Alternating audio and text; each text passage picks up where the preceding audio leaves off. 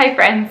Today I want to share some of the zero waste or lower waste swaps that I have made that have saved me the most money. So I have 3 things to share that have saved me the most money almost immediately, and I'm going to save the best to last. None of these things are revolutionary, but I just want to talk a little bit about how they have changed my life, especially as someone who just moved into a brand new house, who has had to get a lot of new furniture, a lot of new things, and make a lot of different lifestyle changes. We have to acknowledge that there's a lot of privilege that comes with being able to invest in some of these products that sometimes have a little bit higher price point, or investing the time in these processes that are ultimately better for the environment. So I want to acknowledge that I definitely have a lot of privilege in that regard, and I'm able to make some of these swaps a little bit easier than some other people are. I think when it comes to making environmentally friendly choices, you have to do what's right for your lifestyle. That doesn't mean all or nothing, and that's something that I have to tell myself all the time.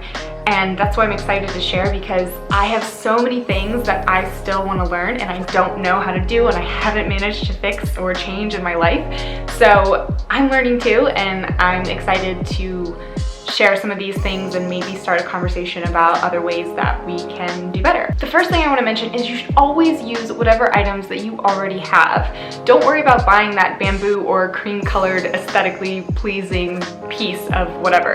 Just use what you have, make sure it's finished, and then you can go ahead and make a swap to something that might be more suitable for the environment. The first change I made was my razor. I have been using a safety razor for about a year now, and I honestly love it. The model that I ordered was the Albatross Butterfly, I believe. I can put it in the description box. I got a large pack of blades when I first ordered it, and I still haven't bought any new ones. The blades are fully recyclable. I just have to send them back to the company, and then I can buy some new ones, and it's so much less waste than those plastic disposable razors. I'll be honest, I don't shave as regularly as most people, but to think about how much plastic and waste and money I would have spent in a year of shaving with disposable razors, that's crazy. In this very first instance, I actually didn't use up all of my disposable razors at first because I use those when I'm traveling to put into my carry-on bags.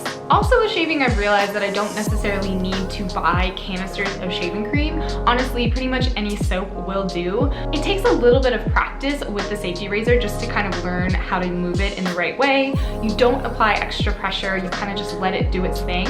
And because it's really sharp and there aren't double blades, it's actually better for my skin, I found, than using multiple blades on a disposable razor. I get much more irritation when there's multiple blades than when I'm just using my single blade safety razor. And I shave everywhere. The second thing that I absolutely love doing is bulk shopping. I bulk shop pretty much anything that I possibly can.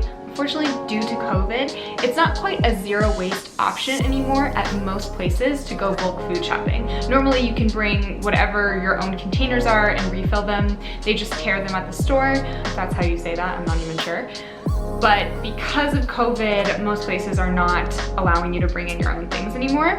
Nevertheless, buying the largest quantity of something, even if it's packaged in plastic, is usually a better option than buying smaller packets or individually packaged things. I'm very lucky in that I belong to a local food co-op here in Fort Collins, where according to the health people, they are allowed to bring in their own containers and sanitize them in the store, in the facility, and then put them out for people to use. So I really appreciate that, and I really love going there. Things I really like to buy are, of course, food. I buy beans and oats all the time, nuts, different things like that. Beans I like to cook in large batches when I can, so if you have dry beans, sometimes it takes a little bit longer, obviously, than just opening a can, but that way there's really no waste. And then I always have beans in the fridge, and because I'm a vegan, I eat a lot of beans and legumes and nuts and things like that. It doesn't just stop at food. I get my oils, I get my vinegars, I get my self-care bath products, things like that.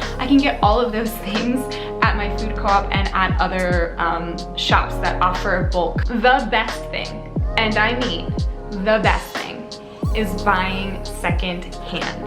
I know everybody says this. I know none of these things are new actually at all, but let me tell you, I just moved to a new house and I have made it my mission to buy every single thing that I possibly can secondhand. Pre-owned, pre-loved, whatever you want to call it. And I'm thrilled. In so much less money than it would normally cost me, I've almost completely furnished my house, my kitchen, my bedroom, everything. It's incredible. So I will say a couple of the big things that I have not bought secondhand are my mattress and my pillows, because I didn't want to do that, especially during COVID. But every single other thing I've purchased secondhand. Some of them are from friends and family. Most of my clothes now are all secondhand, or I've had them for years. I also love going thrift store shopping. Again, it sometimes requires a little bit more time, but I feel like it's kind of like treasure hunting and I really like it. I use Facebook Marketplace, Craigslist, whatever, friends and family, anybody I know that wants to get rid of stuff, they often give it to me because they know that I do this. Even when it comes to items that I didn't realize I could buy secondhand, like electronics, which I'm worried about buying and investing in and then them not working.